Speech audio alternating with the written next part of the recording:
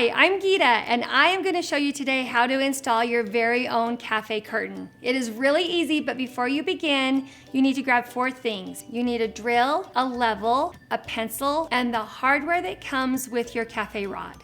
First, you're going to take the cute little rings that are with your rod and slip them onto your rod. Grab one of your curtain panels, it doesn't matter which one because they're both exactly the same, and hook it onto the rings either on the left side or the right side. Then you're going to take those little sockets, slip them onto the rod, and place it up in your window. It might be good at this point to either have somebody help you eyeball it or take that little level that you've got and hook it on if you don't trust your eyes. So once that is in place, make sure you have about 1/4 of an inch clearance on the bottom where your drapery ends and your seal starts. And then use your pencil to lightly draw around the 2 sockets so that you know where they need to be. Pull your rod off of it, use your drill and your screw to anchor those sockets right into the wall. Go ahead and put your rod back into the sockets, hang the other cafe curtain side onto the rings, and then don't forget to use your Allen wrench to tighten the rod so that it stays in place. Sit back and enjoy it, and look at what you've done. It really is that simple.